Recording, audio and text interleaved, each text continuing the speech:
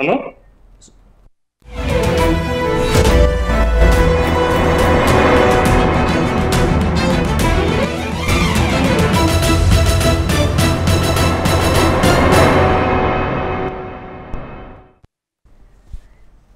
నమస్తే, welcome to mid day debate. నేను మురళి. హైదరాబాద్ను భారీ వర్షం ముంచెత్తింది. రహదారులు, కాలనీలు, చెరువులను తలపిస్తున్నాయి. ప్రజల రాకపోకలకు తీవ్ర ఇబ్బందులు ఎదురవుతున్నాయి. ఈ మాటల్లో కొత్తదనం ఏముందనుకుంటున్నారా? అవును, మీరు అనుకుంటున్నది నిజమే. ఇందులో ఏ కొత్తదనమూ లేదు. ఎలక్ట్రానిక్ మీడియా వచ్చినప్పటి నుంచి వర్షం పడినప్పుడల్లా టీవీల్లో ఈ మాటలు వింటున్నవే. గతంలో ఉమ్మడి ఆంధ్ర రాష్ట్రంలో ఉన్నప్పుడు హైదరాబాదులో జనం ఇబ్బందులు పడితే ప్రత్యేక రాష్ట్రం రాగానే సమస్యలన్నీ దూరమవుతాయని నాయకులు చెప్పారు.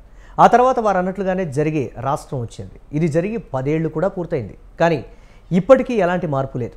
వర్షం పడ్డప్పుడల్లా వణికిపోవడం భాగ్యనగర వాసులకు షరామామూలే అయింది. పైగా నాటికి నేటికి వాహనాల సంఖ్య పెరిగిపోవడంతో ట్రాఫిక్ సమస్య మరింత తీవ్రతరమైంది. ఎన్ని ప్రభుత్వాలు మారినా, ఎందరు నాయకులు వచ్చినా హైదరాబాద్ గోస మాత్రం తీరడం లేదు. ఇంతకీ అసలు ఈ సమస్యలకు పరిష్కారం ఉందా? నగరంలో ముప్పును ఎలా నివారించాలి? డ్రైనేజీ సామర్థ్యం పెంచేందుకు ఎలాంటి చర్యలు తీసుకోవాలి? ప్రభుత్వాలు దీనిపై ఎందుకు చిత్తశుద్ధి చూపడం లేదు? ఇవే అంశాలపై ఇవాల్టి మిడ్ డే డిబేట్లో చర్చిద్దాం.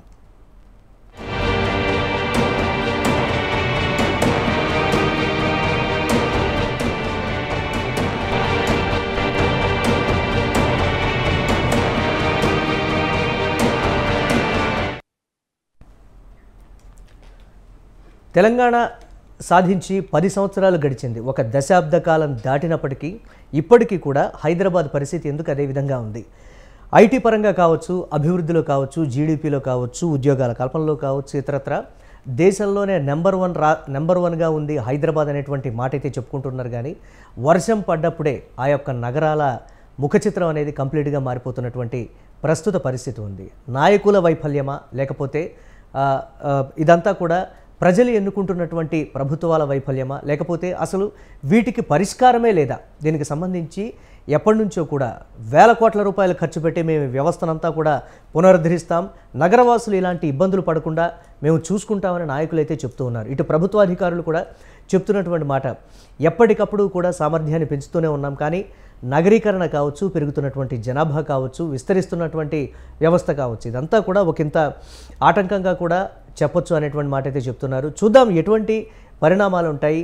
కాంగ్రెస్ ప్రభుత్వం వచ్చిన తర్వాత మొదటిసారి కురిసినటువంటి భారీ వర్షానికి హైదరాబాద్ నగరం అతలాకుతలమైనటువంటి ప్రస్తుత పరిస్థితి ఉంది. నిజంగా కాంగ్రెస్ ప్రభుత్వం అయినా సరే దీనికి ఒక పరిష్కారం చూపిస్తుందా లేదా? పార్టీలకు అతీతంగా పక్కన పెడితే నాయకులే హైదరాబాద్ గురించి ఆలోచించాలి అనేటువంటి మాట అయితే చెప్తున్నారు. ఇదే వాళ్ళ మిడ్ డే డిబేట్. దీనికి సంబంధించి మనతో డిబేట్లో పార్టిసిపేట్ చేస్తున్నారు ప్రొఫెసర్ సుందర్ గారు, పర్యావరణవేత్త, వారు లైవ్లో సిద్ధంగా ఉన్నారు. అలాగే డి కోటేశ్వరరావు గారు, డివిజనల్ ఇంజనీర్, సికింద్రాబాద్ నుంచి, వారు కూడా లైవ్లో సిద్ధంగా ఉన్నారు. అలాగే దొంతుల లక్ష్మీనారాయణ గారు, రిటైర్డ్ ఇంజనీర్. అలాగే ప్రొఫెసర్ తిరునహరి శేషు గారు, విశ్లేషకులు, వారు కూడా లైవ్లో సిద్ధంగా ఉన్నారు. ముందుగా శేషు గారు నమస్తే అండి. నమస్కారం. ఎస్, తెలంగాణ సాధించి 10 సంవత్సరాలు దాటినటువంటి పరిస్థితి.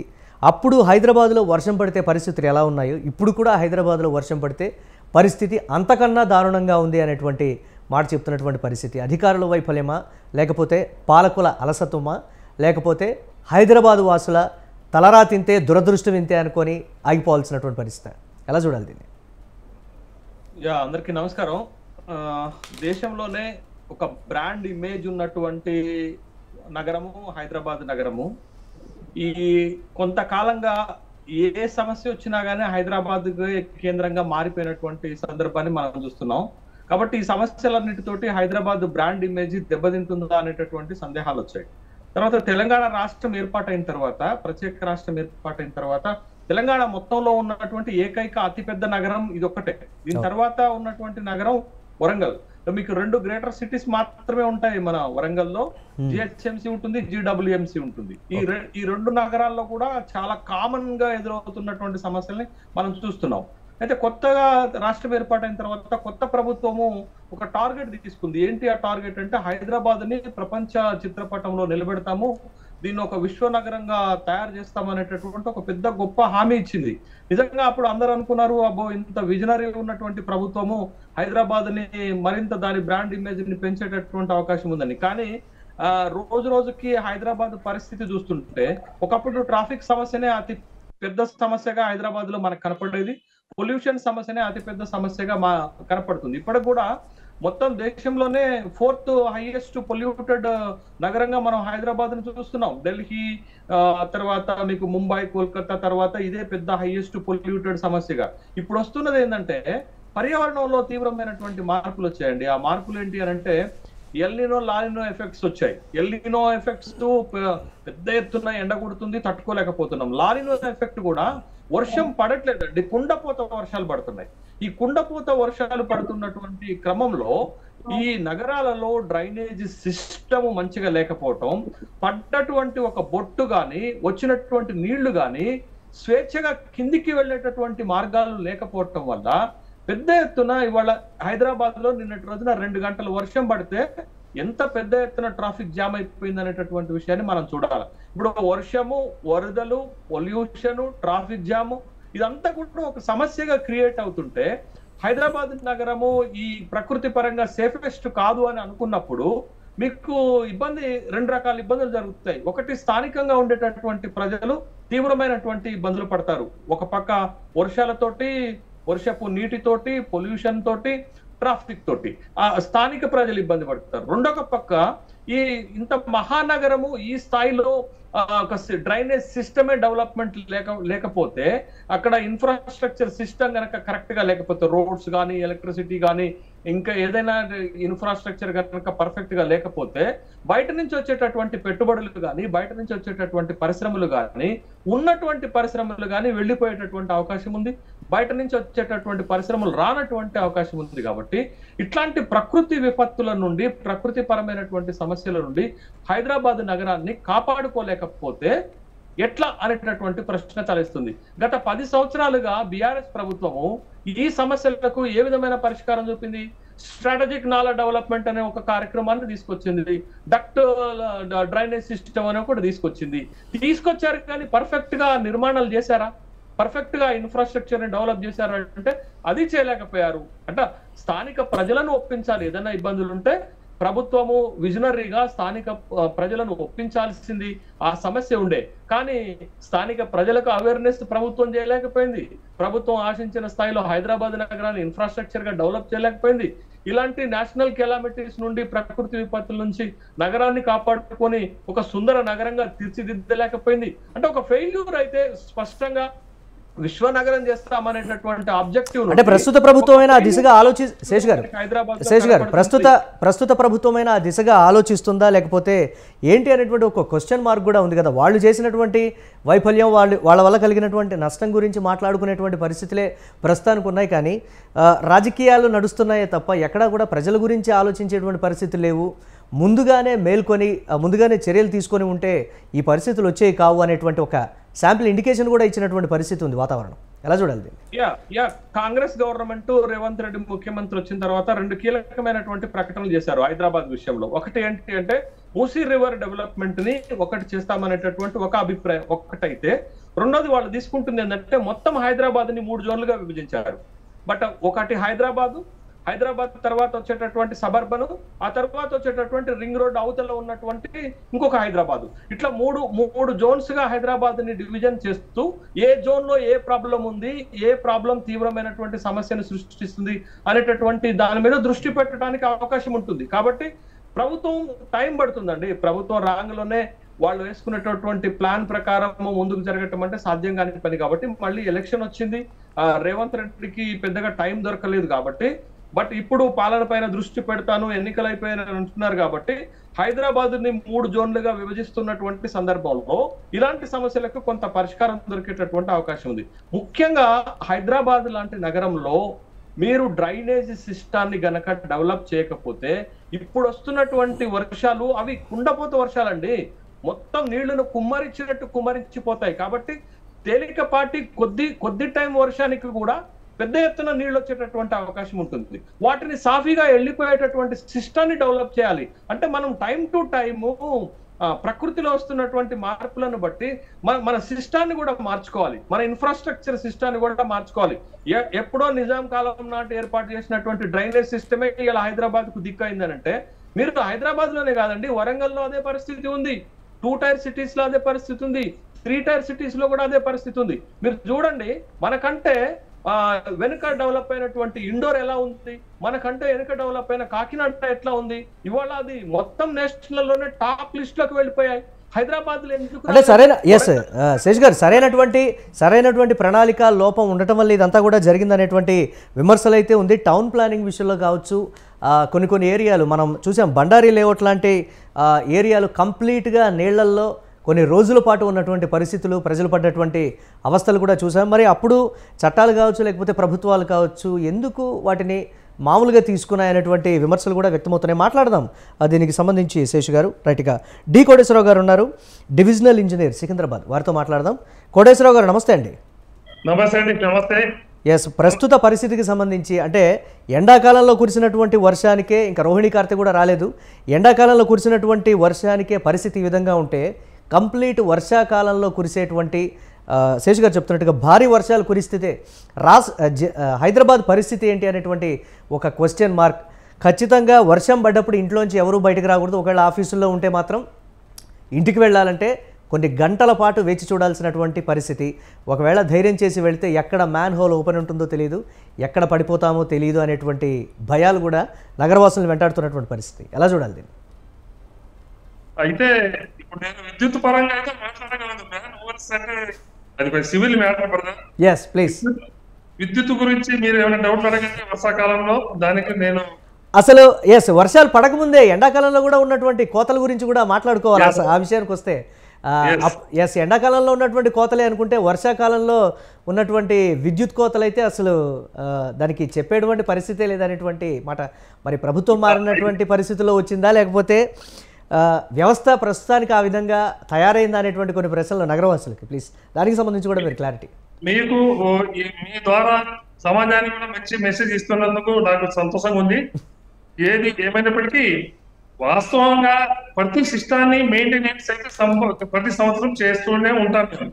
విద్యుత్ పరికరాలను, ప్రతి ఒక్క పరికరాలని 100% మెయింటెనెన్స్ చేయడం వల్ల ఎక్కడ ఎటువంటి అవరోధాలు ఏర్పడినా, కొన్ని సందర్భాల్లో ఈ వర్షానికి చెట్లు కొమ్మలు పడి వైర్లు తెగినా, ట్రాన్స్ఫార్మర్ మీద పడ్డా కూడా మా దగ్గర ఉన్న ప్రొటెక్షన్ సిస్టమ్ ద్వారా ఆ సప్లైని కట్ చేస్తారు.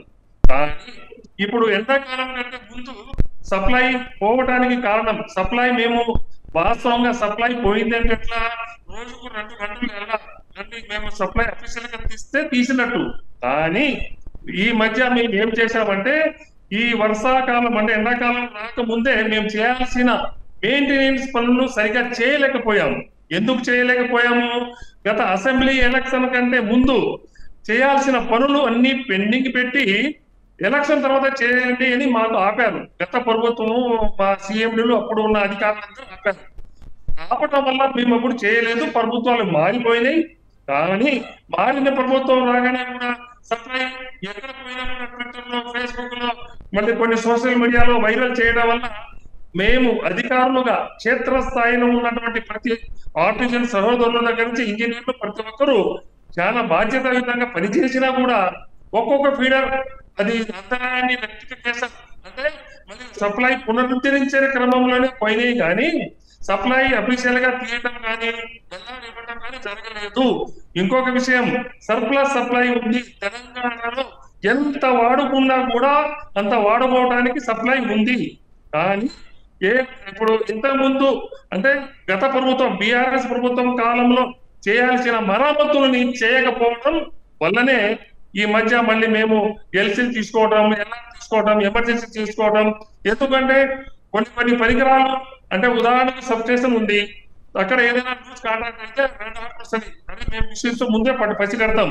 దాన్ని కనుక అమ్మటే రెక్టిఫికేషన్ చేస్తే కండక్టర్ తెగదు, ఇంకా ఎక్కువ డ్యామేజ్ కాదు.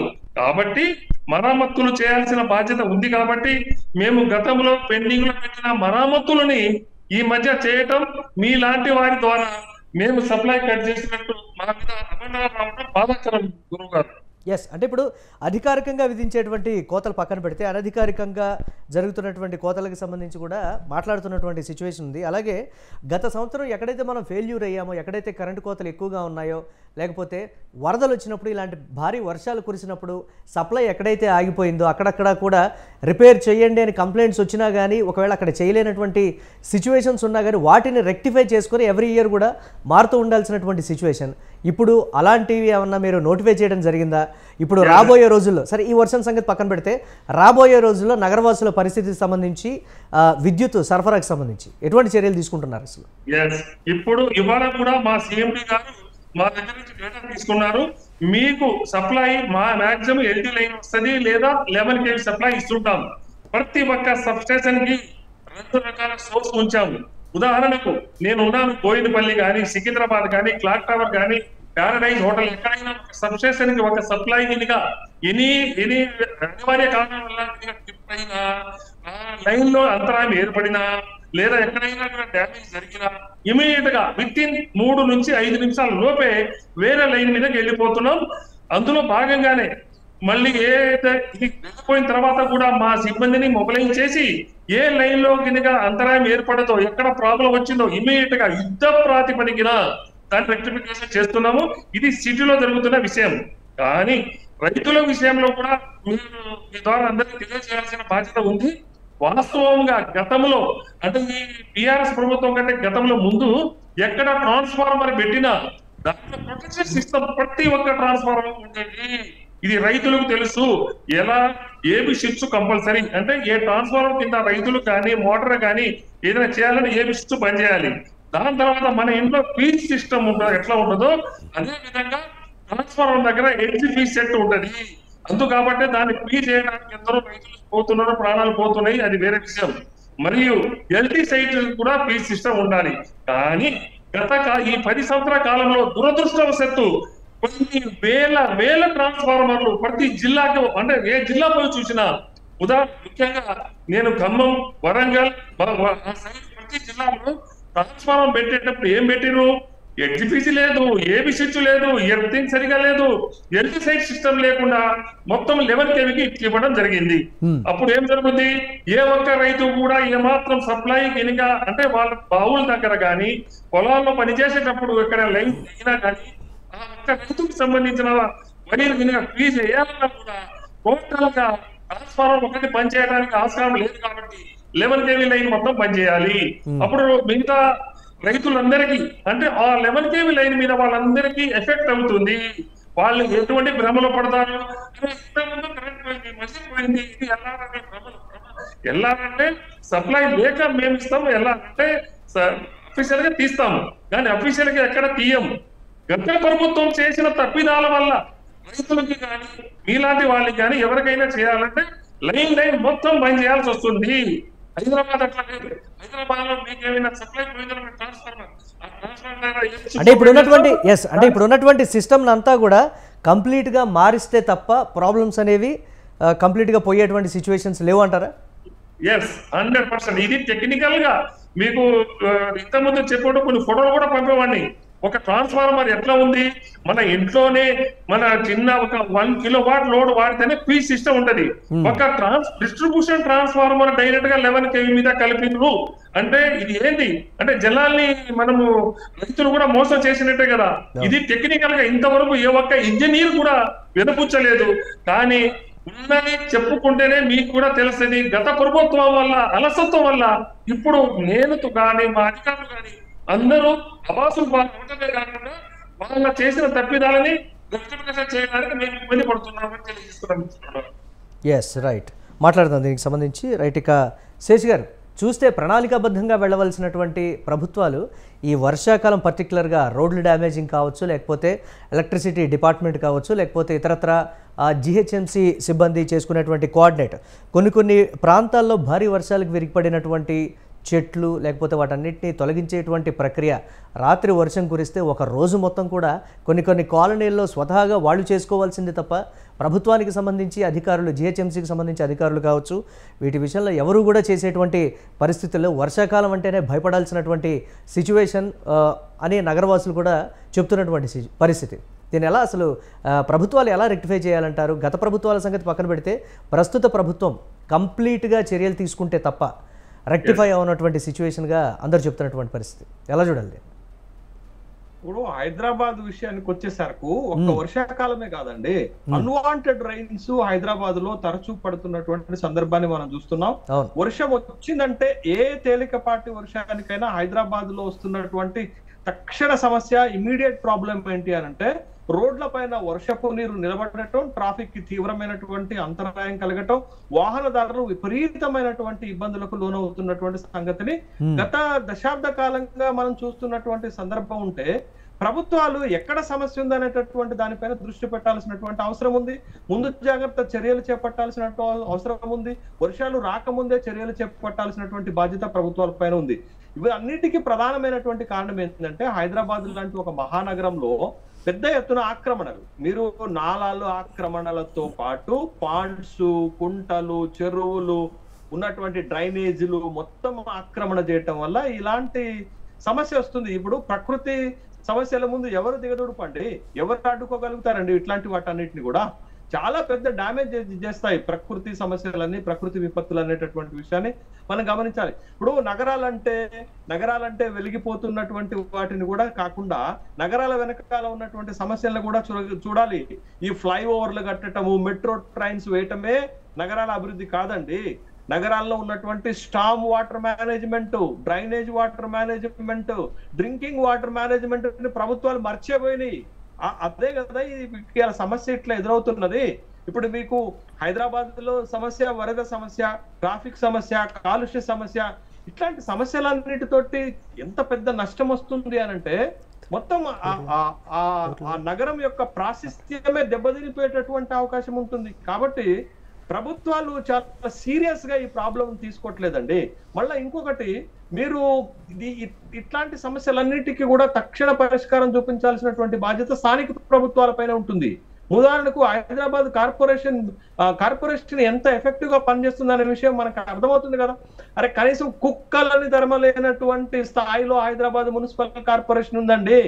హైదరాబాద్ లో ఉన్నటువంటి ప్రజలకు కుక్కల నుండి, కోతుల నుండి, దోమల నుండి రక్షించలేనటువంటి స్థాయిలో కార్పొరేషన్ ఉంటే ఇట్లాంటి పెద్ద పెద్ద విపత్తులు వస్తే ఇంకా హైదరాబాద్ కార్పొరేషన్ నగర ప్రజలకు రక్షణ కల్పిస్తుందని ఎట్లా నమ్మాలి మనం? కాబట్టి వాళ్ళ స్థానిక సంస్థల ప్రతినిధులు, ప్రభుత్వాలు పకడ్బందీగా పనిచేయకపోవటమే ఇవాళ అక్కడ ఎన్నికవుతున్నటువంటి వాళ్ళు కోట్ల రూపాయల ఖర్చు పెట్టి ఎన్నికవుతున్నారు. వాళ్ళు ఎవరు కూడా ఇల్లు దాటి రారు. పేద ప్రజలు నివసిస్తున్నటువంటి లో లేయింగ్ ఏరియాలకు పోయి ప్రజల కష్టాలు ఏంటది, అసలు ఎందుకు ఈ వాటర్ ప్రాబ్లం ఎదురవుతుంది, తాగునీటి సమస్య పరిష్కారం కాదు, ఇట్లాంటి వరద నీటి సమస్య పరిష్కారం కాదు, వరదలు వచ్చినప్పుడు జరిగేటటువంటి ఈ నష్టాన్ని పరిష్కరించలేనటువంటి స్థాయిలో ఇవాళ కార్పొరేషన్ ఉంటుంది, కార్పొరేషన్ మేయర్స్ ఉంటారు, కార్పొరేటర్స్ ఉంటారు. ఇంకెవరండి ప్రజలను రక్షించాల్సినటువంటి బాధ్యత తీసుకునేది? చేతులు కాలిన తర్వాత ఆకులు పట్టుకునేటటువంటి చందంగానే మనం మున్సిపల్ కార్పొరేషన్లను చూస్తున్నాము. ఒక హైదరాబాద్ కే పరిమితంగా ఈ సమస్య, రాష్ట్రం అంతా కూడా ఇట్లాంటి సమస్యనే ఉంది. గత 10 సంవత్సరాలుగా పురపాలక శాఖ మంత్రిగా పనిచేసినటువంటి గొప్ప విజన్ ఉన్నటువంటి తారక రామారావు గారు ఏం సమాధానం చెప్తారు? ఎక్కడ హైదరాబాద్ లోనైతే ఎక్కడ వేసిన గొంగడ అక్కడే ఉంది. 10 సంవత్సరాలంటే 2 టర్మ్స్ ప్రభుత్వము ఎంతో చేయాల్సినటువంటి అవసరం ఉండే. కేవలం ఒక ఫ్లైఓవర్స్ కట్టి మెట్రో ట్రైన్స్ విస్తరణ చేసినంత మాత్రాన హైదరాబాద్ విశ్వనగరంగా మారదు. హైదరాబాద్ లో సాధారణ ప్రజలు, పేద ప్రజలు ఎదుర్కొంటున్నటువంటి సమస్యల పరిష్కారం చేసినప్పుడే అవుతుంది. ఎక్కడ ఒక్క ఆక్రమణనైనా తొలగించగలిగారా? ఆక్రమణలు ఆపలేకపోయారు కదా. ఇవాళ పరిస్థితి అదే ఉంటుంది. కాబట్టి ఈ సమస్యకు ప్రభుత్వాలు ఒక శాశ్వత పరిష్కారాన్ని చూపెట్టాలి తప్ప కంటి తుడుపు చర్యగా వరదలు వచ్చినప్పుడు రక్షణ చర్యలు చేపట్టడం, వరదలు పోయిన తర్వాత లేకపోతే వరదలు తగ్గిపోయిన తర్వాత మళ్ళీ యథామామూలుగా ఉండటం కాదు. ఒక యాక్షన్ ప్లాన్ తో చేయాల్సినటువంటి అవసరం ఉంది. ఒక సస్టైనబుల్ ప్లాన్ తోటి, అంటే ఒక టౌన్ ప్లానింగ్ విషయంలో ఒక సరైనటువంటి శ్రద్ధ చూపకపోవడం వల్ల ఇలాంటివి జరిగాయనేటువంటి కొన్ని విమర్శలు కూడా వస్తున్నాయి కదా శేషు గారు, ఆ కోణంలో చూడొచ్చా? అదే టౌన్ ప్లానింగ్ ఏంటది? మేజర్ గా ఆక్రమణలే కదండి. ఎక్కడ ఇవాళ కొత్త ఏరియాల్లో ఆక్రమణలు ఉన్నాయి. గతంలో జరిగిన ఆక్రమణలను తీయలేకపోతున్నాం. ఇవాళ హైదరాబాద్ లో ఏ రోడ్ అయినా ఆక్రమణ జరగకుండా ఉందా? ఏ నాలానైనా ఆక్రమణ జరగకుండా ఉందా? ఏ పబ్లిక్ ప్లేసులలో వరద పోయేటటువంటి కుంటలు, పాండ్స్ వీటిలో ఆక్రమణ జరగకుండా ఉన్నాయా? రామంతపూర్ చెరువు ఒకప్పుడు ఎంత ఉండేదండి, ఇవాళ ఎంతకొచ్చింది? మనం మనం రోజు చూసేటటువంటిది నిత్యము రద్దీగా ఉండేటటువంటి ప్రజలు చూసేటటువంటిదే కదా. తర్వాత ఉప్పల్ చెరువు ఎంత పెద్దగా ఉండేదంటే గతంలో మనం చూసిందే కదా, రోడ్డుకు పక్కనే ఉండేటటువంటి చెరువు కదా, ఇవాళ అది ఎంత కుచించకపోయిందండి. ఇవాళ వస్తున్న స్టామ్ వాటర్ ఎటు పోవాలి, డ్రైనేజ్ వాటర్ ఎటు పోవాలి, ఇవన్నిటిని బ్లాక్ చేసి మనం కూర్చున్నాం, ఎక్కడికక్కడికి ఆక్రమణలు చేసి కూర్చున్నాం. నీళ్లు పోయే మార్గం ఏది, పడ్డ నీరు ఎటు పోవాలి. కాబట్టి వాళ్ళ ఇళ్ల మీదకే వస్తుంది, మునకలు అయిపోతున్నాయి, రోడ్ల మీదకే వస్తున్నాయి. ఇవాళ మొత్తం వాటర్ వచ్చేటటువంటి ఏరియాలో ఇల్లు కడితే వాటర్ ఎడుకోవాలి, రోడ్డు మీదకి కాకపోతే రోడ్డు మీదకి వస్తే వాటర్ ఏమవుతుంది, ట్రాఫిక్ అంతరాయం అవుతుంది, రోడ్లు దెబ్బతింటాయి, మొత్తం ఇన్ఫ్రాస్ట్రక్చర్ వ్యవస్థ దెబ్బతింటుంది. కాబట్టి వాళ్ళ డ్రైనేజ్ సిస్టాన్ని డెవలప్ చేయము, ఆక్రమణలను ఆపము, ఒక proper storm water drainage water management ఉండదు, సమస్య పరిష్కారం కావాలంటే ఎట్లయితండి. అదే ఇంతకు ముందు మనకు సామె చెప్తారు కదా, భూమిలో బియ్యం భూమిలోనే ఉండాలి, పిల్లలు దుడ్డ లెక్క బలవాలంటే ఎట్లయితుందండి. ఈ చర్యలు చేపట్టకుండా ఈ సమస్యకు పరిష్కారం చూపెట్టడం అంటే సాధ్యమయ్యే పని కాదు. ఇవాళ హైదరాబాద్ మొత్తానికి ఒక బ్యాడ్ ఇమేజ్ వస్తుంది కదా. కాబట్టి దీని నుండి బయటపడాల్సినటువంటి అవసరం ఉంది. కొత్త ప్రభుత్వం అయినా అసలు సమస్య ఏమొచ్చింది, ఎక్కడొచ్చింది, సమస్యను ఎంత మేరకు పరిష్కరించాలి. నిపుణులు ఉన్నారు, దేశవ్యాప్తంగా నిపుణులు ఉన్నారు. ఇవాళ urban development, central urban development ministry funds ఇవ్వడానికి సిద్ధంగా ఉన్నాయి. స్మార్ట్ సిటీల కాన్సెప్ట్ వచ్చింది. వీటన్నిటినీ మనం తీసుకొని హైదరాబాద్ లాంటి నగరాన్ని ఇంకా పెద్ద నగరంగా మార్చుకోవాల్సిన అవసరం ఉంది. మీకు నేను ఇందాక ఎగ్జాంపుల్ చెప్పాను, ఇండోర్ ఎలా మారింది, కాకినాడ ఎలా మారింది. అవి మారంగలేంది మనం హైదరాబాద్ ను మార్చుకోలేమా? చిత్తశుద్ధి లేకపోవటమే ప్రధానమైనటువంటి కారణంగా చూడాలా, పొలిటికల్ విల్ లేకపోవటమే ప్రధానమైన కారణంగా చూడాలి. కింది స్థాయిలో ఉన్నటువంటి ప్రభుత్వాలు సక్రమంగా పనిచేయకపోతే, అంటే ఎన్నికల హామీల విషయంలో ఇది ఒక అంశంలాగా మారుతుంది తప్ప ఎక్కడా కూడా సమస్య పరిష్కారం అయ్యేటువంటి పరిస్థితి అయితే లేదు అనేటువంటి కొన్ని విమర్శలు కూడా ఉన్నాయి. శేషు గారు, చూద్దాం దీనికి సంబంధించి. మాట్లాడదాం. ఇక ప్రొఫెసర్ సుందర్ గారు ఉన్నారు, పర్యావరణవేత్త, వారితో కూడా మాట్లాడదాం. లైవ్ లో సిద్ధంగా ఉన్నారు. సుందర్ గారు నమస్తే అండి. నమస్తే అండి. పర్యావరణం ఎందుకు ఈ విధంగా మారింది అనేటువంటి ఒక ప్రశ్న. నిన్న కురిసినటువంటి అకాల వర్షం, కురిసినటువంటి 2 గంటలే కానీ బీభత్సం సృష్టించినటువంటి పరిస్థితి అన్ని ప్రాంతాల్లో కూడా దాదాపుగా. వాతావరణంలో వచ్చినటువంటి అనూహ్య మార్పులకి కారణం ఏంటి, దీనికి సంబంధించి ఒక అంచనా కూడా రాలేకపోతున్నటువంటి సిచ్యువేషన్. ఎండాకాలంలోనే ఈ విధంగా వర్షం పడింది అని అంటే రాబోయే రోజుల్లో పరిస్థితి ఏంటనేటువంటి మాట ఏం చెప్తారు? ప్రస్తుతానికి మనం పర్యావరణ పరంగా అందరం చాలా విలక్షణంగా ఉన్నాం. పర్యావరణం ఎంత కాలుష్యానికి గురవుతుంది అనేది తెలుస్తున్నప్పటికీ కూడా ఎవరు పట్టించుకోలేని పరిస్థితుల్లో ఉన్నాం, ప్రజల వరకు మాత్రం. ఇది నేను ఖచ్చితంగా చెప్పగలను. ఎందుకంటే మనకి పర్యావరణం అసమతుల్యం అవుతుంది, వర్షాలు తగ్గుతా ఉన్నాయి, వర్షాభావ పరిస్థితులు ఎదురుపడుతున్నాయి, వచ్చిన వర్షం డైరెక్ట్ గా పెరుగుతా ఉంది, మళ్ళా వర్షపాతం పరిస్థితి అనేది నమోదు ఆటోమేటిక్ గా తగ్గిపోతా ఉంది. అండ్ ఇప్పుడు వరకు కూడా మనకి తగిన వర్షపాతం అనేది సమతుల్యం, అంటే వర్షపాతం నమోదు అవుతా ఉంది కానీ అవసరమైన వర్షపాతం రావట్లే. అనవసరమైన టైం ఎక్కువ వర్షపాతం, ఎన్విరాన్మెంటల్ డిస్టర్బెన్సెస్ అనేవి మనకి పర్యావరణ పరంగా జరుగుతూ ఉన్నాయి. దీనికి కారణం అనేది 100% మనకి వాతావరణ పరిస్థితులు దేని మీద బేస్ అయి ఉన్నాయి అంటే వాతావరణ కాలుష్యం మీద బేస్ అయి ఉన్నాయి. 2 గ్లోబల్ వార్మింగ్ కూడా మనం రిలీజ్ చేసే కాలుష్యం మీదే బేస్ అయింది. 3 వర్షాలు క్లౌడ్ కిందకి కన్వర్ట్ అయ్యి క్లౌడ్ మళ్ళా రెయిన్ కిందకి ఫామ్ అవ్వాలి అంటే ఎన్విరాన్మెంట్ కి కొంత ప్రశాంతమైన పరిస్థితిని మనం ఇవ్వాలి. ఈ సృష్టి ధర్మంలో వీటన్నిటిని కూడా మనం అసంతుల్యం చేస్తా ఉన్నాం. వాతావరణ కాలుష్యం అనేది బీభత్సంగా పెంచుతా ఉన్నాం. అనేక రకాలైన పురుగు మందు అవశేషాలను వీటన్నిటిని కూడా ఎయిర్లో స్ప్రే చేస్తూ ఉన్నాం. అండ్ వీటన్నిటి ద్వారా మనం గాలిలో ఎక్కువ శాతం పొల్యూషన్ని, కాలుష్య కారకాలని ఉంచడం వల్ల కాలుష్యధారమైన వర్షాలు పడుతున్నాయి, కాలుష్య ప్రభావవంతమైన వర్షాలు పడుతున్నాయి. అది అన్సీజనల్గా పడుతూ ఉన్నాయి. ఇప్పుడు చూడండి, ఒక చోట కురిస్తే వర్షం పడటం అనేది పక్కన పెట్టేస్తే ఒక 100 పిడుగులు పడతా ఉన్నాయి కొన్ని ఏరియాస్లో. చూడండి, ఈ పర్టికులర్ టైంలో మనకి పిడుగులు పడి చనిపోయే వారి సంఖ్య చాలా తక్కువగా, అరుదుగా ఉంటుంది. గత హిస్టరీని ఒకసారి మనం బ్యాలెన్స్ చేసుకుంటే ఏదైనా వస్తే సైక్లోన్ ఫామ్ అయ్యి, తుఫాన్ ఫామ్ అయ్యి ఏదైనా కొద్దిపాటి వర్షపాతం నమోదు అవుతుందేమో కానీ ఈ మే జూన్ నెలల్లో కేవలం ఈ మే జూన్ నెలలో డైరెక్ట్గా థండర్ స్టార్మ్ వచ్చేసేసి నెంబర్ ఆఫ్ వీటికి అంటే అనేక రకాల ఉరుములు మెరుపులతోటి పిడుగులతోటి కూడా వర్షాలు పడతా ఉన్నాయి.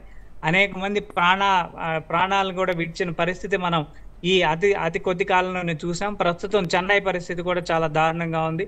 అదేవిధంగా మనకి వర్షం పడుతుంది, ఎక్కడ తగ్గుతుంది, ఎక్కడ పెరుగుతుంది, ఈ విషయాలన్నీ కూడా మనకు అర్థం కాని పరిస్థితి. ఎన్విరాన్మెంటల్ రిపోర్టు మనకి డైరెక్ట్ గా గూగుల్ కానీ లేకపోతే వెదర్ రిపోర్ట్ కానీ మనకు ఒక రకంగా రిపోర్ట్ ఇస్తే ఈ రోజు 4ంటికి వర్షం పడుతుందంటే అది 2ంటికో 1:30కో 12ంటికో పడి ఉంటుంది, లేకపోతే సాయంత్రం 5ంటికి పడుతుంది. అంటే ఎగ్జాక్ట్ వెదర్ రిపోర్ట్ కూడా మనం తీసుకోలేని పరిస్థితి. ఒక శాటిలైట్ పైనుంచి మనకి అన్ని కూడా కరెక్ట్ గా సర్వే చేస్తున్నప్పటికీ కూడా 100% యాక్యురసీ మనం తీసుకోలేకపోతున్నాం. అంటే శాటిలైట్ ఏంటంటే విజన్, ఒక పరిపూర్ణాత్మకమైన విజన్ తోటి మనకి కింద ఎన్విరాన్మెంట్ ఎలా ఉంది అనేది అక్కడ ఆల్టిట్యూడ్ దాని యొక్క పర్యావరణ గ్రాహకం అనేది తీసుకొని దాని నుంచి మనకి శాటిలైట్ అందించినప్పటికీ మనం పరిపూర్ణంగా మనం పొందలేని పరిస్థితిలో మనం ఉన్నాం. అంటే దీనికి కారణం రేడియో ధార్మికత అనేది డైరెక్ట్ గా వర్డ్. ఈ రేడియో ధార్మికతను మనం తగ్గించుకోలేకపోతే, కాలుష్యాన్ని కూడా మనం తగ్గించుకోలేకపోతే ప్రకృతి యొక్క కోపానికి ప్రకృతి యొక్క ఇబ్బందులకి మనం ఖచ్చితంగా గురి కావాల్సిందే. ఇప్పుడు ప్రస్తుతం మనం అవుతున్నాం అనే దాంట్లో ఎటువంటి అతిశయోక్తి లేదు. అంటే ప్రభుత్వాలు ఎందుకు ఆ దిశగా చర్యలు తీసుకోవడం లేదనేటువంటి ఒక ప్రశ్న కూడా పర్యావరణవేత్తలు చెప్తున్నప్పటికీ కూడా, ఇటువంటి పరిస్థితులు తరచూ రిపీట్ అవుతున్నప్పటికీ కూడా ఎందుకు ప్రభుత్వాలు ఆ దిశగా ఆలోచించట్లేదు అనేటువంటి ఒక ప్రశ్న. లేటెస్ట్ టెక్నాలజీ, అడ్వాన్స్డ్ టెక్నాలజీ అంతా అందుబాటులో ఉందండి, బాగానే ఉంది. అందుబాటులో ఉన్నప్పటికీ కూడా పర్యావరణ పరిస్థితులు దానికి విరుద్ధంగా ఉన్నాయిగా. అవును, ఇప్పుడు టెక్నాలజీ శాటిలైట్లు పంపించారు, ఇక్రిసాట్ వీళ్ళు పంపించారు, నాసా వాళ్ళు పంపించారు, లేకపోతే ఇస్రో వాళ్ళు పంపించారు, ఇంకొకళ్ళు పంపించారు. వీళ్ళందరూ శాటిలైట్లు పంపించి బాగానే చేశారు. ఓకే, పైనుంచి విజన్ బాగానే జరుగుతోంది. కానీ ఇంటర్నల్ గా పొల్యూషన్ అరికట్టే పరిస్థితి ఎక్కడుంది? కాలుష్యం వస్తుంది, కాలుష్యం కోరల్లో చిక్కుకుంటున్నాము, కాలుష్యం వల్ల క్యాన్సర్ వస్తుంది, కాలుష్యం వల్ల అనేక రకాల అనారోగ్య సమస్యలు వస్తా ఉన్నాయి. ఇలాంటివన్నీ జరుగుతా ఉన్నప్పటికీ వీటిని మనం కంట్రోల్ చేసుకోలేని పరిధిలో మనం ఉన్నాం. దీని మీద ప్రకృతి చెప్పండి. ఎస్ ప్లీజ్ చెప్పండి, వేరే మాట్లాడుతున్నారు. Yes yes please continue. ప్రకృతికి పర్యావరణానికి సరి అయిన సమకాలికమైన వ్యవస్థని పునరుద్ధరించగలిగే అవకాశం కావాలి. ప్రభుత్వం కూడా దీని మీద ఇంకొంచెం ఎక్కువగా తీసుకోవాలి. ఇప్పుడు రీసెంట్ గా మనకి దుబాయ్లో వర్షం పడింది చూడండి, ఏకపక్షపాతంగా ఒకేసారి 24 గంటల్లో 78 సెంటీమీటర్లు 90 సెంటీమీటర్లు వర్షపాతం. అంటే అది నమోదయ్యే ఒక సంవత్సరం పాటు నమోదయ్యే వర్షపాతం. అది ఇంత వర్షపాతాన్ని ఒకేసారి కుమ్మరించి పడేస్తే ఇప్పుడు మనకి క్యుములోనింబస్ మేఘాలు, ఇప్పుడు క్యుములోనింబస్ అనేవి మనకి అప్పటికప్పుడు వర్షాధారితంగా ఏర్పడతాయి మేఘాలు. మామూలుగా మేఘం క్లౌడ్ ఫామ్ అయ్యి దాని యొక్క కల్చర్ ఫామ్ అయ్యి అది యాక్టివేట్ అయ్యి మళ్ళీ దాని నుంచి క్లౌడ్ నుంచి కోటేశ్వరరావు గారు ప్లీజ్ మీరు ఒకసారి మ్యూట్ లో ఉండండి. కోటేశ్వరరావు గారు ప్లీజ్, వాయిస్ డిస్టర్బ్ అవుతుంది. ఫామ్ అవ్వాలి, పీడన శక్తి రావాలి. ఈ పీడన శక్తి వల్లే మనకి వర్షపాతాలు నమోదు అవుతా ఉన్నాయి. ఈ పీడన శక్తి వచ్చేంత వరకు కూడా మనకి ఎక్కడ వర్షాలు ఉండేవి కాదు పూర్వం. ఇప్పుడు అల్పపీడనం, అధిక పీడనం, ద్రోణి ఇవన్నీ కూడా మనకు అనేక రకాలుగా మనం చూస్తూనే ఉన్నాం, చెప్తూనే ఉన్నాం. బట్ అది చెప్పినప్పుడు రాదు. తుఫాన్లు సైతం కూడా మనకి హ్యాండ్స్ అప్ చేసిన రోజులు ఉన్నాయి. అదే తుఫాన్లు బాగా మనకి నష్టపరిచిన రోజులు కూడా ఉన్నాయి. అంటే ఇక్కడ విజన్ ఒక రకంగా ఉంటే బలపడేది అది అధిక వర్షపాతం అయ్యేది, తక్కువ వర్షపాతం అయ్యేది, ఇదంతా కూడా ఎన్విరాన్మెంటల్ సైన్స్. ఈ పర్టికులర్ ఎన్విరాన్మెంటల్ సైన్స్ దృష్ట్యా ఈ రోజుకి కూడా సరి అయిన వ్యవస్థీకరణ లేదు. దీన్ని నమోదు పరిచే యంత్రాంగము సిస్టము అవసరం ఉంది. రైట్ కోటేశ్వర ఎస్ సుందర్ గారు రైట్ మాట్లాడదాం. ఇక దొంతుల లక్ష్మీనారాయణ గారు రిటైర్డ్ ఇంజనీర్, వారు కూడా లైవ్లో సిద్ధంగా ఉన్నారు. లక్ష్మీనారాయణ గారు నమస్తే అండి. హైదరాబాద్లో ఉన్నటువంటి ప్రస్తుత పరిస్థితి, ఒక చినుకు పడితే చోటు చేసుకున్నటువంటి బేభత్సం, ప్రజల జీవన వ్యవస్థ అంతా కూడా అస్తవ్యస్తమైనటువంటి పరిస్థితి, ఆఫీసుల నుంచి ఇంటికి వెళ్ళే వాళ్ళ పరిస్థితి కావచ్చు, లేకపోతే ఇంటి నుంచి ఆఫీస్కి రావాలన్నా కానీ ఎక్కడ ఏ గుంట ఉంటుందో కూడా తెలియని సిచ్యువేషన్. గతంలో ఉన్నటువంటి పరిస్థితులకి ఏమాత్రం తీసిపోని విధంగా ప్రస్తుత పరిస్థితులు, ఎలా చూడాలి వీటిని? ఇప్పుడు హైదరాబాద్ సిచ్యువేషన్ అనేది ఇది కొత్త ఏం కాదు. దీని మీద ఒక పటిష్టమైన ప్రణాళిక అనేది అంటే గత ప్రభుత్వం కూడా చేయలేదు. ఎందుకంటే తాత్కాలిక SLDP అనేది స్ట్రాటజిక్ నాలా డెవలప్మెంట్ అనేది ఎక్కడ పనులు అక్కడనే మిగిలిపోయినాయి. ఈ లోపల అసెంబ్లీ ఎలక్షన్స్ వచ్చినాయి నవంబర్లో, తర్వాత ఇక పార్లమెంట్ ఎలక్షన్స్ మొన్ననే అయిపోయినాయి తెలుసు. అంటే ఇప్పుడు మనకు ఈ అకాల వర్షాలు వస్తుంటాయి, జనరల్గా ఏప్రిల్ మేలో అకాల వర్షాలు వస్తుంటాయి. అంటే ఇవి అన్ఈవెన్ రెయిన్స్. ఎందుకొరకంటే మనము ఈ రెయిన్స్ను ఎక్స్పెక్ట్ చేయంగానే ఖచ్చితంగా వస్తుంటాయి. ఇవి వాతావరణ మార్పుల వల్ల, సైక్లోన్ వల్ల, ఏదాని కారణం వల్ల వస్తుంటాయి ఇవి.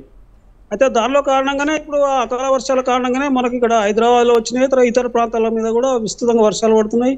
ఇది ఒక హైదరాబాదే కాదు, ఇక వ్యవసాయదారులకు తీరని దుఃఖము. కళ్ళాలలో వాళ్ళ కోసిన ధాన్యం ఉంటుంది, వాళ్ళ కాంట పెట్టరు, ఇక అనేక సమస్యలు కూడా ఉన్నాయి. ఇంత సిటీలో ప్రధానంగా ఏంటంటే ఇది మనకి ఏంటంటే ఈ అకాల వర్షాల వల్ల ట్రాఫిక్ ప్రాబ్లం అంటే పట్టణ యొక్క జీవితాలు అనేది చిన్నాభిన్నం అవుతున్నాయి. జీవన విధానం ఈ కొద్దిపాటి వర్షాలకే. ఎందుకొరకంటే ఇప్పుడు మనకు బాంబాయి ఒక ప్లాంట్ సిటీగా ఉంది, అక్కడ 90 సెంటీమీటర్స్ వర్షం పడ్డా కూడా వాళ్ళకేం ఇలాంటి ఎఫెక్ట్స్ వస్తలేవు. అదొక ప్లాన్ తయారు చేసిన వాళ్ళు. అంటే లక్ష్మీనారాయణ గారు ప్రోగ్రామ్, కానీ అది ఏంటంటే ఎక్కడికక్కడనే వదిలిపెట్టేసారు గత ప్రభుత్వం. అనేక కాంట్రాక్ట్లు ఇచ్చేసిండ్రు, వాళ్ళు పనులు వాళ్ళకు పేమెంట్ చేయకుండా. మనం హైదరాబాద్ చూసుకుంటే పని స్టార్ట్ చేసిండ్రు, వదిలిపెట్టడం జరిగింది. అయితే వీళ్ళు ఎక్స్పెక్ట్ చేయలేదు వర్షాలు వస్తాయి అనేది. ఇక్కడ ఏంటంటే ఇప్పుడు నాలాలు హైదరాబాద్లో ప్రధానంగా నాలాలలో ఎంకరేజ్మెంట్లు ఉన్నాయి. అంటే ఈ నాలాల ఎంకరేజ్మెంట్ ఇప్పుడు కాదు, అంటే ఇప్పుడు హుసేన్ సాగర్ నాలా కానీ, ఇతర నాలాలు కానీ, తర్వాత కుక్కటిపల్లి నాలా కానీ, ఏ నాలాలు అయినా ప్రతి నాలా కూడా ఎంకరేజ్మెంట్లు చాలా ఉన్నాయి. ఎంకరేజ్మెంట్ల వల్ల ఏమైందంటే నాలాలు కుదించుకుపోయినాయి. వీటికి తోడు అక్కడ ఏంటంటే ప్రాపర్గా డ్రైనేజ్ సిస్టము. అంటే మనం ఇక్కడ చాలామంది ఏమనుకుంటారంటే మనం ఒక డ్రైనేజ్ పైప్ లైన్ సపరేట్ ఉంటుంది, స్టామ్ వాటర్ డ్రైన్ సపరేట్ ఉంటుంది. అంటే స్టామ్ వాటర్ అంటే వర్షపు నీళ్లు పోవడానికి సవ్యంగా పోవడానికి ఏర్పాటు చేసే ఈ నాలాలు, ఓపెన్ నాలాలను ఇంచుమించు స్టామ్ వాటర్ డ్రైన్ అంటారు. తర్వాత మనం ఇంట్లో డ్రైనేజ్ పైప్ లైన్ సపరేట్ ఉంటుంది, అది మెట్రో వాటర్ వాళ్ళు, సీవరేజ్ బోర్డు వాళ్ళు ఆపరేట్ చేస్తారు.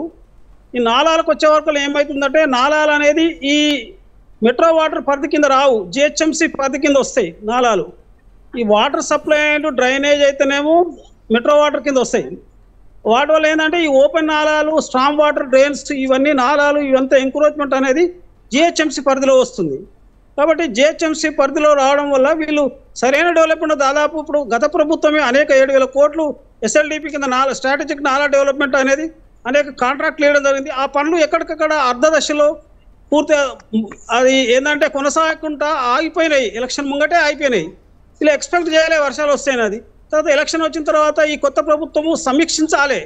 ఎందుకంటే ఎక్కడెక్కడ రిపేర్స్కి ఇచ్చిండ్రు, ఎక్కడెక్కడ నాలా డెవలప్మెంటు, ఈ అంటే స్టామ్ వాటర్ డ్రైన్ అంటే ఓపెన్ డ్రైన్, ఓపెన్ నాలాలకు ఎక్కడ పూడికలు ఉన్నాయి, ఫ్రీ వాటర్ మాన్సూన్, ఆ ఫోర్స్ మాన్సూన్ అనేది ఇన్స్పెక్షన్ చేయాలి జిహెచ్ఎంసీ వాళ్ళ డ్యూటీ. ఎందుకంటే నాలాలో ఉన్న చెత్తను క్లియర్ చేయాలి వర్షాకాలం ముందు. అంటే ఫ్రీ మాన్సూన్ యొక్క జాగ్రత్తలు తీసుకోవాలి. తర్వాత పోస్ట్ మాన్సూన్ జాగ్రత్తలు ఉంటాయి. కానీ ఏంటంటే ఇదంతా ఈ ఎలక్షన్ కారణంగా అనుకో, అసెంబ్లీ ఎలక్షన్లు, పార్లమెంట్ ఎలక్షన్ కారణం వల్ల నాలాలో కూడిపోయిన నాలాలను వాళ్ళ ఆ చెత్తను తొలగించకపోవడం జరిగింది. అయితే ఇదంతా కారణం ఏంటంటే మనము ఒక దీర్ఘకాలిక ప్రణాళిక మనం హైదరాబాద్ సిటీలో మనం, ఎందుకంటే ఈరోజు హైదరాబాద్ మెట్రోపాలిటన్ సిటీ అనుకుంటున్నాము, వరల్డ్ ఎందుకంటే ఐటీ సిటీ అనుకుంటున్నాము, లేకుంటే డెవలప్మెంట్ అనుకుంటాము. కానీ ఒక చిన్నపాటి వర్షానికి వచ్చినప్పుడే ప్రజల జీవన విధానము చిన్నాభిన్నం అవుతుంది. మనం ఒక ప్రాక్టికల్గా చూస్తున్నాం కదా. ఏ చిన్నపాటి వర్షాన్ని కూడా కార్లు ఓన్ పరిస్థితులు, సైకిల్ మోటార్ వేలోని పరిస్థితులు, ముఖాల పట్టి నీళ్ళు వస్తున్నాయి. తర్వాత నాలాలలో డ్రైన్లో తెలియకుండా ఆ మ్యానువల్స్ ఓపెన్ ఉండడంతో అక్కడ పడిపోయి చనిపోయిన సంఘటనలు కూడా అనేకం ఉన్నాయి. చిన్నపిల్లలు చనిపోయారు, పెద్దవాళ్ళు చనిపోయారు. అయితే ప్రభుత్వాలు కూడా ఏం చేయాలంటే ఇది ఖచ్చితంగా ఒక దీర్ఘకాలిక ప్రణాళికాబద్ధంగా మొత్తము స్టామ్ వాటర్ డ్రైన్ అంటే వర్షపు నీళ్లను ఏ విధంగా తీసుకుపోయే పద్ధతిలో దాని యొక్క సిస్టమేటిక్ డెవలప్మెంట్ చేయాల్సిన అవసరం ఉంది. ఎందుకంటే చాలామంది ఏమనుకుంటారంటే డ్రైన్ అంటే మనం వాడుకునే నీళ్ళు, ఇంట్లో వాడుకునే నీళ్ళు సపరేట్ సీవరేజ్ లైన్ ఉంటుంది. ఆ సపరేట్ సీవరేజ్ లైన్కు ఈ స్టామ్ వాటర్ వర్షపు నాలాలకు సంబంధం లేదు అది. కాబట్టి ఇది ఓపెన్ డ్రైన్స్ కాబట్టి ప్రజలు కూడా కొంత ఈ ఓపెన్ డ్రైన్లలో కూడా జాలీలు ఉన్నప్పుడు కూడా విచ్చలవిడిగా చెత్త వాడేస్తుంటారు. అంటే ప్రజలను కూడా చైతన్యం చేయాల్సిన అవసరం ఉంది ఓపెన్ నాలాలను. దీన్ని ప్రణాళికాబద్ధంగా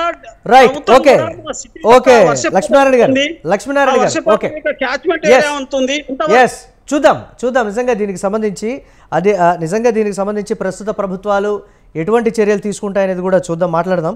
రైట్గా కోటేశ్వరరావు గారు, ఇది ఒక సంవత్సరమే ఫేస్ చేస్తున్నటువంటి సమస్య కాదు. ప్రతిసారి ఇటువంటి సమస్యలు ఫేస్ చేస్తూ ఉన్నప్పుడు నగరంలో మీరు అన్నట్టుగా విద్యుత్ వ్యవస్థకు సంబంధించి పర్టికులర్గా కంటిన్యూగా అవుతూనే సమస్యలు పెరుగుతూనే ఉన్నాయి, కానీ ఎక్కడా కూడా తగ్గుతున్నటువంటి పరిస్థితులు లేవు. ఎందుకు ఇలా విధంగా కంటిన్యూస్గా రిపీట్ అవుతూ ఉన్నాయి? సరే, గతంలో రిపీట్ అయినటువంటి చోట మళ్ళీ రిపీట్ అవుతున్నాయంటే అనుకోవచ్చు. ఇటు అవుట్స్కట్స్ కావచ్చు, టౌన్ ప్లానింగ్ కరెక్ట్గా ఉన్నటువంటి ఆ పరిస్థితుల్లో ఆ ఏరియాలో కూడా ఎందుకు ఆ విధంగా జరుగుతుందనేటువంటి ఒక ప్రశ్న ఏం చెప్తారు మీరు? ఇప్పుడు మేము ఈ ప్రభుత్వం ఏర్పడిన తర్వాత కొత్త ఐఏఎస్ అధికారులకు సిఎండిగా నియమించిన తర్వాత ఐఏఎస్ అధికారులు నిన్న ఈ 3 days నుంచి దీర్ఘకాలికంగా అంటే ఇప్పుడున్న లోడుకి నెక్స్ట్ ఇయర్ ఎంత పెరగొచ్చు అంటే ఈ ఇంత ముందు కంటిన్యూస్ గా 3-4 years చూసుకొని భవిష్యత్తులో ఏ విధంగా అయితే మనము విత్స్టాండ్ కాగలమనే ప్రణాళిక ఇప్పుడు వేస్తున్నారు. కానీ గతంలోనే చూసుకోవాలి. లాస్ట్ 3-4 years బ్యాక్ దీర్ఘకాలికంగా అంటే 24-25 ఎట్లా ఉండొచ్చు లోడు, 25-26 ఎట్లా ఉండొచ్చు అని ప్లాన్ వేసుకొని పనిచేసి ఉంటే ఇప్పుడు ఆ ప్రాబ్లం వచ్చేది కాదు. సరే, ఏమైనప్పటికీ ప్రభుత్వాలు మారినా పనిచేసేది అధికారులు ప్రభుత్వం దృష్టికి తీసుకెళ్లట్లేదా, లేకపోతే సమస్య తీవ్రతకు సంబంధించి ప్రభుత్వాలు గుర్తించట్లేదా అనేటువంటి ఒక ప్రశ్న కూడా వస్తుంది.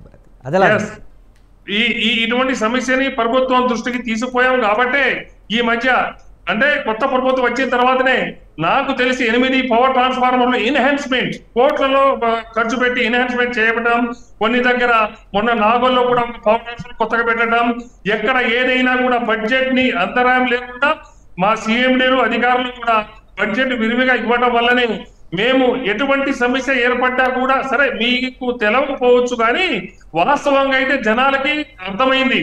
ఇంతకు ముందు సప్లై పోతే రిపేర్ చేయడానికి కానీ ఒక ఉదయం నుంచి సాయంత్రం దాకా ట్రీ కటింగ్ పెట్టుకుంటే ఆ పీరియడ్ పనిచేసేది. కానీ మేము అడ్వాన్స్ గా ముందే ఇంటిమేషన్ ఇవ్వడం, అందరికి మెసేజ్ పెట్టడం, ఒకవేళ ఎక్కడైనా ఏమైనా మీటింగ్ కానీ వేరే పార్టీల వాళ్ళ కార్యక్రమాలు ఉన్నా కూడా దాన్ని మేము ఆపి సప్లై అంతరాయం లేకుండా చేస్తున్నాము. కాకపోతే ఇప్పుడు చేసే క్రమాన్ని ఇప్పుడిప్పుడే గాడిలో పడుతుంది. ఇంకా మీకు రిజల్ట్ రావాలంటే ఇంకా కొన్ని రోజులైతే ఇంకా ఎఫెక్టివ్ గా ఉంటుందని తెలియజేస్తున్నాను. అంటే స్ట్రెంథెన్ చేయడంలో ఫెయిల్యూర్ అంటారా, లేకపోతే వీక్ గా ఉన్నటువంటి లైన్ ని రికగ్నైజ్ చేయకపోవడం అంటారా? అది ఇప్పుడు మనం అందరం కూర్చున్నాం, మనకందరికీ తెలుసు మన ఇంట్లోనే ఏ ఒక్క హీటర్ ఎక్సెస్ పెట్టినా ఏసీ పెట్టినా ఒక ఫేస్ మీద అమ్మటే ఈసీబీ ట్రిప్ అయింది. అలాగనే ఈ సిస్టాన్ని స్ట్రెంథనింగ్ చేయలేకపోయినరు. ఎందుకు పోయినరు? ఇప్పుడు ట్రాన్స్పోర్ట్ జనకో సిఎండి ప్రభాకర్ రావు ఉన్నాడు, పాపం ఆయన జేఏఓని తీసుకుపోయి సిఎండి కూర్చోబెడితే ఇప్పుడు మనం మిత్రులు మాట్లాడారు, వాళ్ళకి అనుభవాల్ని మనకు తెలియజేశారు. కానీ ప్రభాకర్ రావు అసలు ప్రొటెక్షన్ సిస్టమ్ గురించి పాపం ఆయనకి ఏం తెలుసు?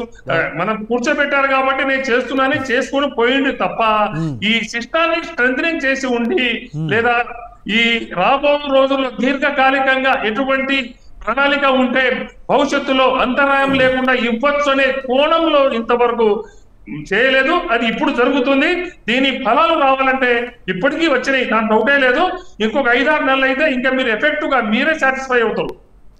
అంటే ఈ 10 ఏళ్లలో అధికారులు ఆ స్థాయిలో ఒత్తిడి పెంచి ప్రజావసరాలకు సంబంధించి ప్రభుత్వాలు నిర్లక్ష్యం చేస్తున్నప్పటికీ కూడా మీ సైడ్ నుంచి గట్టిగా ఆ స్థాయిలో ప్రెజర్ లేదనేటువంటి ఒక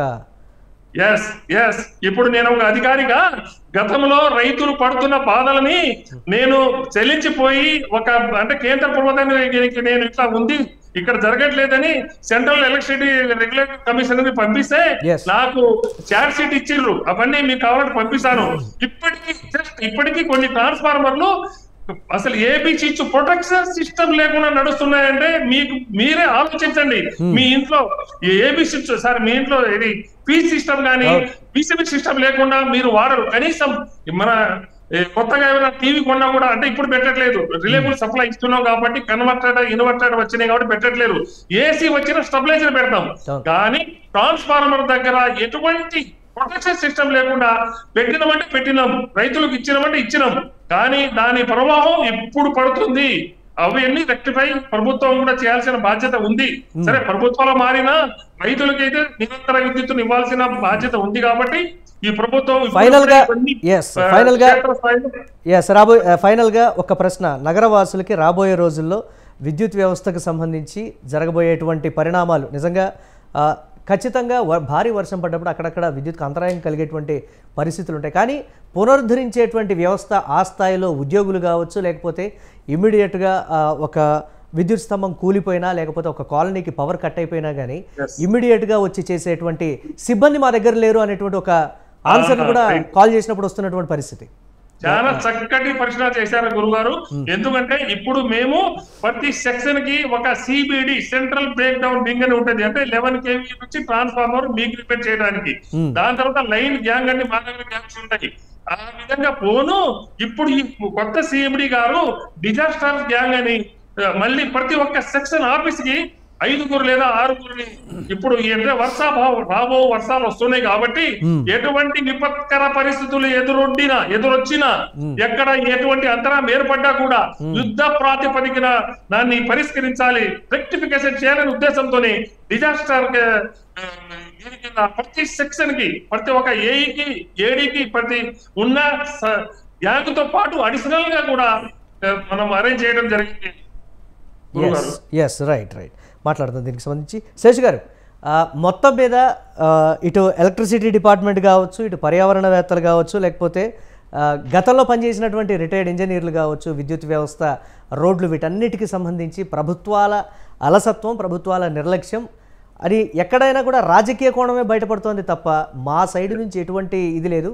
ప్రభుత్వాలు తీసుకోవాల్సినటువంటి ప్రభుత్వాలు తీసుకునేటువంటి చర్యలు శూన్యం కాబట్టి ఇప్పుడు నగరవాసుల దుస్థితి ఇలా ఉంది అనేటువంటి మాట ఎటొచ్చినా కానీ రాజకీయంగా వస్తున్నటువంటి ప్రశ్నగానే తలెత్తుతోంది. ఇది ఎలా చూడాలి దీన్ని? ఇప్పుడు మీరు అడిగిన దానికి నేను 3 అంశాలు చెప్తానండి. ఒకటి ఏంటంటే ఇప్పుడు ప్రపంచవ్యాప్తంగా వాతావరణంలో వచ్చినటువంటి మార్పు, వర్షాలు పడుతున్నటువంటి తీరుని మనం గమనిస్తున్నాం కదా. దుబాయ్ లో పెద్ద ఎత్తున వర్షము, వరద, మీకు మా చెన్నైలో అదే కనపడింది, బెంగళూరులో అదే కనపడింది, హైదరాబాద్ లో కూడా అదే కనపడుతుంది. దీనికి ప్రధాన కారణం ఏంటి అంటే వాతావరణంలో, పర్యావరణంలో వచ్చినటువంటి మార్పు, వర్షాలు వచ్చేటటువంటి తీరు, పద్ధతి మారిపోయింది. లానినో ఎఫెక్ట్ వల్ల ఇంత పెద్ద ఎత్తున వర్షాలు పడుతున్నాయి అనేటటువంటి ఇది ప్రకృతి సమస్య. దీన్ని ఎవరు ఆపలేము. ఇది ఆగాలి అంటే అదొక పెద్ద వరల్డ్ వైడ్ ప్రాబ్లం గానే మనం చూడాల్సినటువంటి అంశం. రెండోది మానవ తప్పిదాలు ఏంటి అని అంటే మనము మొత్తం ఆక్రమణలు చేసుకుంటూ నీళ్ల పోయేటటువంటి దారిలో, వర్షపు నీరు పోయేటటువంటి దారిలో, డ్రైనేజ్ ఉండేటటువంటి దారిలో ఇళ్ల నిర్మాణాలు చేపట్టడం, అడ్డగోలు నిర్మాణాలు చేపట్టడం, ఆ నీళ్లు పోకుండా అన్ని వ్యవస్థలను ఏర్పాటు చేయటం, మనం చేసే డిస్కార్డ్ మెటీరియల్స్ అంటే మనం టీ తాగిన కప్పులు ఎక్కడ పడితే అక్కడ పడేయటం, ఇళ్లలో ఉన్నటువంటి చెత్తను బయటపడేయటం, ఇదంత వల్ల ఇవి మానవ తప్పిదాల వల్ల ఈ విధమైనటువంటిది వస్తుంది. రెండోది వీటన్నిటిని సరిచేసేటటువంటి పబ్లిక్ గవర్నమెంట్ మెషినరీయే అల్టిమేట్ అండి. ఈ సమస్యలన్నిటికీ పరిష్కారం చూపించాల్సినటువంటిది ప్రభుత్వాలే. అది కార్పొరేషన్లు కావచ్చు, పురపాలక శాఖ కావచ్చు, కేంద్ర పట్టణాభివృద్ధి శాఖ కావచ్చు, వీళ్ళందరూ తీసుకునేటటువంటి చర్యలే. వీళ్ళు తీసుకుంటున్నటువంటి చర్యలు ఏంటండి? ఇవాళ దేశంలో ప్రధాన నగరాలకు మాస్టర్ ప్లాన్స్ లేవండి.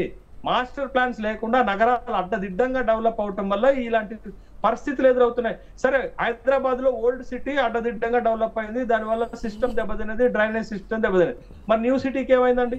అవుట్ సైడ్ సిటీకి ఏమైందండి? అక్కడ కూడా ఇవే పరిస్థితులు ఎదురవుతున్నాయి కదా. కాబట్టి వాళ్ళ ప్రభుత్వాలు తీసుకొచ్చినటువంటి డిజాస్టర్ మేనేజ్మెంట్సే కాకుండా అసలు వీళ్ళు ఈ వాటర్ మేనేజ్మెంట్ లో పూర్తి స్థాయిలో వైఫల్యం చెందటము, ఉన్నటువంటి ఆక్రమణల్ని తొలగించలేకపోవటము, నాలా సిస్టాలను లేకపోతే డ్రైనేజ్ సిస్టాన్ని గతం కంటే డెవలప్మెంట్ చేయలేకపోవటం వల్ల ఈ విధమైనటువంటి పరిస్థితులు వస్తున్నాయి. అల్టిమేట్ గా ప్రతి వేలు ఎటువైపు చూపెడుతుంది అంటే ప్రభుత్వ వైఫల్యం వైపు చూపెడుతుంది. ప్రభుత్వాలు జాగ్రత్తలు తీసుకోవాలా, ప్రభుత్వాలు చర్యలు తీసుకోవాలి, ప్రభుత్వాలు ఈ విపత్తులు రాకుండా ముందు జాగ్రత్త చర్యలు చేపట్టాల్సినటువంటి బాధ్యత వాళ్ళకే ఉంది. కాబట్టి ఇది మనం ఎక్కడైనా పబ్లిక్ రెస్పాన్సిబిలిటీ ఉండొచ్చు, బట్ ఫెయిల్యూర్ ఎవరిది ఉంటుంది? బాధ్యత ఎవరిది ఉంటుంది? ప్రభుత్వాలదే బాధ్యత ఉంటుంది. ముఖ్యంగా ఇప్పుడు మీరు నగరాలకి, గ్రామాలకి తేడా కనపడుతుంది కదా చాలా స్పష్టంగా. గ్రామీణ ప్రాంతాల్లో ఎంత పెద్ద వర్షం పడ్డా ఈ విధమైనటువంటి సమస్య కనపడుతుందా? ఎందుకు? అక్కడ సిస్టమ్ ఉంది. అంటే డ్రైనేజ్ వాటర్, స్టామ్ వాటర్ పోయేటటువంటి సిస్టమ్ ఉంది. ఆ సిస్టమ్ నగరాల దెబ్బతిన్నది కాబట్టే కదా ఇవాళ నగరాలు మునకవుతున్నాయి, నగరాలు చెరువు లెక్క తలపిస్తున్నాయి, నగరాలు నదుల లెక్క మారిపోతున్నాయి. కాబట్టి దీనికి ప్రభుత్వమే మరీ ముఖ్యంగా పురపాలక శాఖ, కార్పొరేషన్సే బాధ్యత వహించాలి. హైదరాబాద్ నుంచి ఈ రకమైనటువంటి పరిస్థితి సమస్య నుండి హైదరాబాద్ ని కనుక బయట పడేయకపోతే ఫ్యూచర్ లో హైదరాబాద్ కి ఒక బ్రాండ్ ఇమేజ్ పోవటం కాదు, బ్యాడ్ ఇమేజ్ కూడా వచ్చేటటువంటి అవకాశం ఉంది. చూద్దాం కొత్త ప్రభుత్వం దగ్గర ఏం విజన్ ఉంది, ప్రభుత్వం ఏమి ప్లాన్ ఉంది, ఏమి అర్బనైజేషన్ ప్లాన్ ఉంది, ఏ మాస్టర్ ప్లాన్ ఉంది, హైదరాబాద్ నగరానికి ఉన్నటువంటి సమస్యలకి ఏ విధమైనటువంటి పరిష్కారం చూపడుతుంది అనేది కాలమే నిర్ణయించాలా.